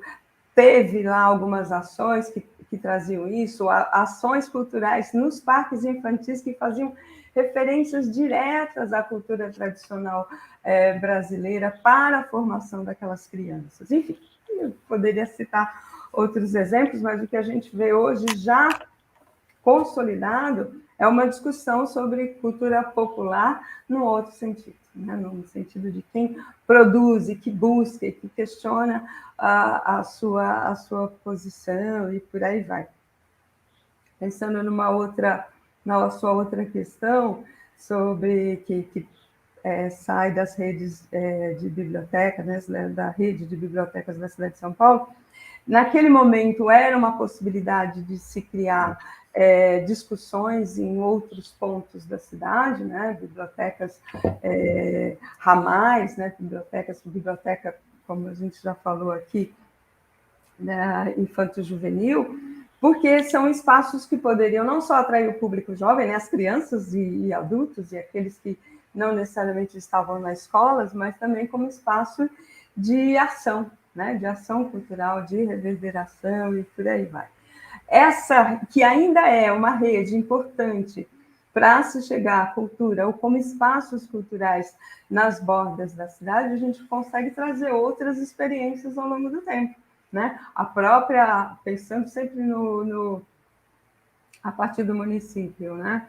A ação da Marilena Chaui na época da criação das casas de cultura que também iam para as bordas da cidade naquele momento e que eram fundamentalmente reivindicação da população local, né? Assim, então, a gente está falando de um momento que as pessoas, que a população das diferentes regiões da cidade reivindicavam não só habitação, escolas e saneamento básico, mas também reivindicavam espaços culturais.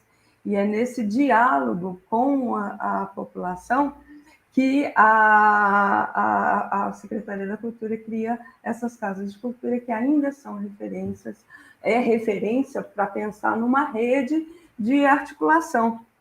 E aí, a outra experiência, como do CELS, né, a gente pode colocar aqui a rede de CELS que foi implantada e que passa por, a depender da gestão, vira foco para concentra só como espaço educacional formal, ou dialoga com a Secretaria de Esporte, dialoga com a Secretaria da Cultura e se torna um centro dinâmico para a região onde está colocada. É possível ver. Né? E fora isso, se a gente ampliar, sair um pouco, a Lúcia trouxe exemplos disso, ações que são colocadas no entorno de cada região, né? E que, portanto, quando hoje a gente aciona todas essas redes que estão colocadas ou na universidade, ou porque o poder público colocou, ou por iniciativa privada, né? Hoje a gente falar de 30, de espaços culturais é uma coisa, hoje falar de espaços culturais, a gente tem grandes organizações com seus espaços culturais, com suas ações, e existem as ocupações, né? As bibliotecas comunitárias, enfim, as ações que, independente de qualquer poder, realizam ali o seu trabalho. E eu acho que o grande desafio é consolidar esse exemplo que a Lúcia nos traz, de como você articula, dialoga de verdade, não só com aqueles que fazem a cultura, mas aqueles que são, seriam o objeto, seriam o público, enfim, entender cada uma dessas áreas, e a gente vai ver que já existem redes diferentes, né, de diferentes locais ou não, e que a gente pode e deve conhecer, se aproximar e trabalhar. E eu acho que são ações desse tipo que podem garantir a questão do direito, né? Como se fala, direito, cultura como direito. Espero ter respondido. Muito obrigado, Vera. Essa palavra, então, para a Lúcia. Bom, a questão do espaço, do local, do território, eu acho que não conheço a realidade desses espaços a que vocês, enfim, administram, que tem como perspectiva, né, de ação de cultura e extensão, mas acho que pensar que um centro como Maria Antônia, ele tem, com relação à Universidade de São Paulo, que na cidade de São Paulo está localizada em espaços não centrais, quer seja o campus Butantã, quer seja a EASF, acho que você ter esse espaço no centro da cidade, muito bem, com uma mobilidade de redes de transporte, enfim, é uma perspectiva que não é pouca coisa, né? Então, como fazer com que isso seja, de fato, não apenas para os moradores do entorno, porque quando eu cheguei, eu percebi que, na verdade, o centro ele um pouco fornecia atividades para quem estava no entorno, que são moradores daquela região classe média alta do Higienópolis, Santa Cecília. Então, como fazer com que isso, de fato, seja alguma coisa que dialogue de maneira mais ampla com a cidade, né? Até para que seja um espaço intercultural em que essas pessoas possam se encontrar com as diferenças. Então, eu acho que nós não conseguimos levar avante o nosso projeto por conta da pandemia, infelizmente. Foi bastante frustrante, porque nós nos aproximamos mesmo na pandemia e nós percebemos que tinha ali um potencial gigantesco. Não conheço a realidade de vocês, mas eu imagino assim que essa ação no território, e que tem a ver com isso, de você bater na porta mesmo, sabe? Levar um bolo, falar, olha, fui na biblioteca, eu sou a diretora aqui desse centro, aqui do lado, vocês não querem propor parceria, a gente não pode pensar juntos, todo mundo com dificuldade orçamentária, a biblioteca da Secretaria Municipal de Cultura, todo mundo tem dificuldade, né? Então, o que a gente pode fazer juntos? O que a gente pode criar? O que a gente pode pensar para o território? A experiência de quem já está lá antes do que eu, quando cheguei, né? O SESC foi um possível parceiro, a gente acabou não conseguindo fazer coisa, mas a gente tinha uma feira literária programada que era super bacana, com uma perspectiva nova. Então, aquilo que nós não poderíamos realizar em termos orçamentários, um parceiro como o SESC pode. E, ao mesmo tempo, a gente tem acesso a uma infinidade de pessoas interessantíssimas na universidade que estão fazendo trabalhos que nós conhecemos. Então, essas parcerias, eu digo naquilo que vocês estão pensando, eu acho que as parcerias, tanto com aquilo que é diretamente vinculado à USP, com aquilo que que está presente no território e que a gente descobre estando no território, né? Não é uma pesquisa que não se faça, a não ser batendo de porta em porta, entendendo o que as pessoas fazem. Eu acho que isso é fundamental, estar no território e firmar parcerias. Eu acho que as pessoas hoje são muito abertas a parcerias. E a virtualidade permite que você, inclusive, faça parcerias com quem está longe, né? Que eu acho que, no caso da USP no interior, nós tínhamos até... Eu tinha conversado com o professor Davi Sperling, com você, sobre essa possibilidade... Por que não, né? Firmar parceria com os órgãos da universidade que estão na capital? Às vezes tem braços no interior, às vezes não tem, mas acho que isso tem que ser uma coisa meio natural, né? Meio natural, de mão dupla, né? Não é só levar de cá, de trazer de cá para dentro também, acho que é isso. A questão orçamentária é uma questão, mas para além da questão orçamentária, aí já também entra um pouco, talvez até na pergunta que uma pessoa, Paulo Miranda, fez, essa questão da burocracia, né? A USP está sob a legislação da lei de 8666, de licitação, então a gente tem uma questão que também de um centro de cultura ligado à universidade, que um centro de cultura tem uma gestão bastante específica, né? Mas que está dentro de uma gestão muito mais ampla da universidade. Então, aquilo que é particularidade de um centro de cultura se esfumaça dentro daquilo que é a gestão integral. Então, muitas vezes, algumas coisas que a gente deveria ter como um centro de cultura, não temos porque as próprias normas da USP não ajudam ou não permitem, enfim... Então, acho que essa é uma questão. Acho que a universidade toda está com uma carência gigantesca de funcionários. Acho que as parcerias que nós firmamos, por exemplo, com o TUSP, que nos ajudava com... Eles têm funcionários ligados à iluminação, à sonoplastia, que davam... que complementavam aquilo que nós tínhamos como outros funcionários em outras funções técnicas. Então, sem as parcerias, as coisas não teriam saído, efetivamente. Então, acho que parceria é o caminho. E acho que tem uma questão que um pouco assumir a cultura do sim, né? Eu acho que a universidade vive um pouco a cultura do não. Em geral, as coisas não podem, não vamos fazer, não vamos, vai dar muito trabalho, não. Acho que é assumir a cultura do sim. Sim, vamos fazer, vamos achar jeitos. Pode demorar 1 ano, 6 meses, mas nós vamos fazer, nós vamos encontrar jeitos. E as pessoas vão se engajando. É um pouco, também acho que um olhar sobre, né? Uma disposição para. Acho que isso é uma coisa que eu percebi muito claramente, sabe?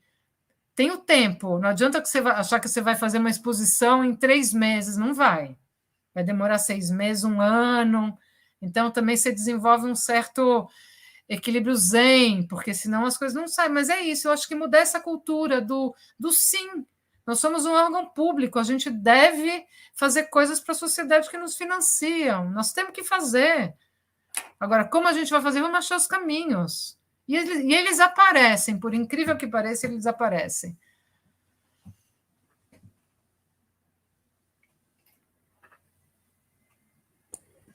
Então, tem mais algumas questões aqui, em parte a Lúcia já respondeu, né? Tem uma questão do Davi, né? Como vem o contexto e horizonte das políticas culturais nas universidades públicas hoje, né? Acho que é para as duas. Do Paulo Miranda, né? Sobre as dificuldades impostas pela burocracia na gestão da cultura, né? O que pode ser feito para mitigar essas dificuldades. E o Edson, né, observa assim, a questão das carreiras extintas, né, e as restrições de horário dos funcionários. Né. O Sérgio Alberto de Oliveira vai na mesma linha, né, fundamental quebrar esse gesso. E do Eduardo César Benedito, né, não caberia aos espaços de cultura e diálogos com a sociedade um posicionamento mais destacado e marcante na defesa da democracia, para além do posicionamento político partidário? Aí acho que é um pouco entrando no que a Lúcia falou da cultura do não, né? Também a cultura de não causar problemas, né? A cultura está aí para causar alguns problemas, sim, né? Então, que seja isso. Aí eu vou passar então para vocês novamente. Mais uma rodada, pode começar pela Vera, depois a gente retoma com a Lúcia. Vou pensar assim, o contexto, o horizonte das políticas culturais nas universidades públicas, né? Eu acho que termina até juntando um pouco com as últimas questões que você comentou. Se de um lado a gente estamos num momento onde há cortes, todo um processo, né, desde orçamentário, falta de concurso, enfim, uma série de ações que precarizam a universidade pública, então isso é real, a gente, né, é uma realidade que é um processo de precarizar, de cortar e, mais ainda, de descrença, né, nesse espaço. A gente veio presenciando ações desse tipo e que numa frequência inacreditável. Então, de um lado tem todo esse contexto negativo que, enfim, sempre há expectativa de mudança, né? Estamos no ano eleitoral e por aí vai, mas o contexto que nós encontramos hoje é esse, de destruição, né? Ou de tentativas de destruição. Isso eu não tenho um olhar um olhar positivo de que isso não se destrói, né? É uma área, um campus que não se destrói. E que, no mínimo, nos provoca essa discussão, essa reflexão e, portanto, a defesa. Quando a gente pensa no universo cultural, a gente está pensando nesse trabalho pequeno, né? Tem que pensar, e neste contexto, o risco é sentar e esperar, não é possível, não é, como você acabou de falar, né? Não é viável, é necessário conciliar as atividades acadêmicas com as atividades culturais e ainda por cima tentar fazer ações culturais que dialoguem com a sociedade, como? Fazendo, né? E eu vejo como um dos caminhos possíveis, um dos caminhos que nos possibilitam a mudança, inclusive, deste contexto. Como o Marco colocou agora, no diálogo, não só do que nos atrai, nos coloca na mesma posição, mas dos contrários, né? E de tudo mais. E a partir daí a construção. Então, não é raro uma universidade pública, uma universidade, seja qualquer instituição, em que, quando abre as portas para dialogar, para conhecer seu entorno, vai receber críticas, vai receber, pode, né? Não é que vai, pode receber críticas da ausência, do estar fechado no seu próprio universo, enfim, e na medida que se abre e que esse diálogo se coloca, é possível criar ações que façam sentido não só internamente nas universidades, mas para tudo que ela significa para a sociedade a qual ela está inserida, né? Não só no seu entorno, mas o diálogo maior, pegando até como exemplo as ações de movimentos culturais, de ocupações, de discussões que vão lá brigar pela ausência, né? Pela ausência de política pública, pela ausência de orçamento, de verba, de recursos e tudo mais, e que criam condições não só para realizar a sua ação, né? Criam condições para que isso seja questionado no restante de todas as instâncias, para se chegar em mudanças burocráticas, e mudanças de normatizações, e mudanças de um conjunto. É simples? Não é simples, né? É rápido? Não é rápido. Mas se não fizermos isso, a tendência é perder o pouco que se conquista. E não reclamando é que a gente vai alterar o contexto, né? É reclamando em voz alta, talvez, e propiciando discussões, propiciando ações. Esse evento aqui é um exemplo dele, né? Dessa tentativa de articulação por diferentes unidades, de possibilidade de futuras construções, porque cada momento que a gente discute, exemplo, atividade que se realiza, ela vira referência para outras. Então, quando Marilena Chaui assumiu a Secretaria da Cultura, ela levou todo o repertório que ela traz da academia para discutir os entraves que a gestão pública tem para executar determinadas ações. Né? E a gente vê uma série de outros exemplos que demonstram isso. Fechando, enfim, esse espaço de troca e mais de conhecer o outro, conhecer quem mais está neste barco, só pode gerar outros frutos e por aí vai.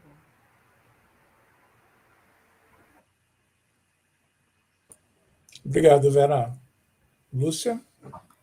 Então, eu vou começar aqui com essa questão do contexto e horizonte das políticas culturais nas universidades públicas, continuando um pouco o que a Vera já disse. Eu acho que também há muita heterogeneidade, né? Acho que não dá para falar de maneira homogênea com relação a essa questão. Falando especificamente no caso da USP, eu acho que a USP tem uma perspectiva ainda muito a ideia de levar alguma coisa para outras pessoas, né? Então, assim, é muito pontual, e aí eu acho que tem a ver com projetos específicos, ou pesquisadores específicos, ou grupos específicos, mas essa ideia é muito uma ideia de levar a cultura que nós produzimos aqui para os outros, e eu acho que a ideia de colaboração hoje é o canal, né? Então, eu acho que a universidade tem já, coloco como ação todo o trabalho desenvolvido pela Eliana Souza e Silva ali no IEA, né, que tem a ver com um censo que foi feito nas comunidades do entorno da EASH e da USP. Eu acho que são perspectivas de compreender esses locais do entorno, não como locais de carência, mas como locais de produção intensa, que tem que dialogar com a universidade. É disso que se trata hoje, né? A gente tem uma periferia que tem uma produção maravilhosa, intensíssima, e são esses espaços de interseção que têm que ser criados. Não é a ideia de levar nada para ninguém. Eu acho que é um espaço de diálogo em que a própria universidade se repense a partir dessa possibilidade que esses diálogos propiciam. Então, a própria universidade se alimenta daquilo que vem de uma produção que não é a sua. Eu acho que isso é fundamental, que eu acho que a gente está longe ainda, tem muitos projetos, como eu disse, muitos projetos muito bacanas, inclusive disciplinas que são dadas no território da luz, pelo Diversas, tem muita coisa acontecendo, mas são coisas pontuais, não como uma política cultural da universidade. Então, acho que isso é uma mudança necessária. Com relação às dificuldades que o Paulo Miranda aponta, eu acho que são essas parcerias, muitas vezes elas são informais mesmo, né? Não são convênios, traçagem, nem teria tempo para essa burocracia. São levando em conta tudo que a gente tem que levar de lisura pública, isso é inquestionável, né? Mas muitas vezes a gente firma parcerias informais, né? Para um evento, tendo muito claro numa instituição, por exemplo, como Maria Antônia, que tudo tem sentido público. Se é uma coisa feita para um grupo de pessoas só, não interessa. Interessa aquilo que é evento que todo mundo pode participar. Todo mundo participa. É gratuito, é aberto, então não tem favorecimento de qualquer tipo, né? O nosso desafio é o contrário, é trazer aqueles que não estão lá dentro para dentro, qualquer que seja a pessoa. Esse é o propósito de um espaço público como se deve pensar, me parece. Tem mais um. Acho que as restrições são essas que a gente vive cotidianamente na universidade, desde carência de técnicos na secretaria, na pós-graduação, falta de docentes. A gente está vivendo um quadro há muito tempo, né, de desmonte da universidade com a gente tem que lidar. Então, a gente tem que lutar para que isso se modifique, mas se a gente quer fazer alguma coisa dentro desse quadro, a gente tem que fazer com as restrições que são dadas. Então, acho que é isso, né? Como é que a gente cria mecanismos e sabendo das suas limitações. Tem limitações. Muitas vezes a gente tem vontade de fazer coisas, que é a impossibilidade de ter funcionários. Eu lembro que nessa minha ida ao SESC Vila Nova, que eu fui conversar com a gerente, que é uma pessoa adorável, e a gente estava apresentando as nossas instituições, e ela me falou, não, esse SESC aqui é um SESC muito enxuto, porque é pequeno, eu tenho 216 funcionários. Eu falei, eu tenho 12. Eu tenho 12, e aí com isso que eu tenho que pensar. Então, lógico, tenho limitações óbvias, mas fizemos o que foi possível, e, enfim, acho que fizemos algumas coisas interessantes. Eu não entendi o que ele quis dizer com Sérgio, o que é criar esse gesso. Então, não me sinto apta a responder.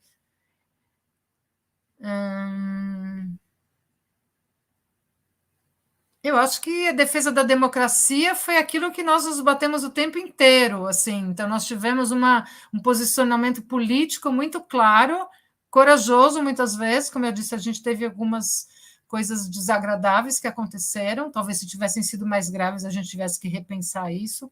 Mas a gente teve uma clara opção. O eixo que determinou as nossas ações foi a defesa dos direitos humanos e dos valores democráticos, não partidário. Nós nunca fizemos evento nenhum partidário, mas eventos com caráter claramente político. Tá bom. Então é isso. Acho que, da minha parte, já respondi o que eu pensei em responder. Bom, gente, então, como não tem mais questões aqui no chat, né, tem uma observação da Renata Buelau, né, que diz que entende que boa parte do trabalho técnico é manter viva a relação da universidade com a cidade, com a cultura, né, ir além de seus muros e pensar na produção de conhecimento através da ação concreta, de forma coletiva, conectada com o seu tempo, com as periferias, com os diferentes modos de existência. Enfim, isso requer corpo, presença, experimentação. E, no entanto, a política da universidade tem limitado esse trabalho, restringindo, controlando e validando, né, cada vez mais a possibilidade de um trabalho territorializado e coletivo, né? Mas, Renata, nós estamos todos aqui, né, dispostos a ficar brigando com a burocracia, né, e a quebrar esse gesso que o Sérgio, né, mencionou, que eu acho que era esse o espírito que ele estava falando, né? E só, então, agradecer aqui ao Humberto, né, a Rosane e ao Henrique, que deram suporte técnico para a gente nessa transmissão, né? Agradecer muitíssimo mesmo, novamente, a Vera e a Lúcia, né, por terem aceitado bater esse papo com a gente. Foi muito bom. Sempre é bom estar com vocês, eu aprendo muito e eu acho que vocês trouxeram reflexões muito legais para a gente continuar elaborando e discutindo aqui no decorrer dos dias desse evento. E lembrando que o evento ele tem continuidade, hoje às 19 horas, né, vai ser, digamos, a abertura oficial. Vamos ter aqui a palavra da da pró-reitora, né, de Cultura e Extensão, né, professora Marli. Vamos ter também aqui a presença de outras autoridades do campi e vamos ter também a apresentação do coral, né, do Sérgio, que também é muito importante. Então, quem estiver em Ribeirão, por favor, dirija-se presencialmente ao Teatro do Campus, né? Quem não estiver, acompanhe por esse link, que eu sei que também vai ser muito legal essa atividade. Então, mais uma vez, gente, muito obrigado e boa tarde a todo mundo que acompanhou esse evento. Tchau.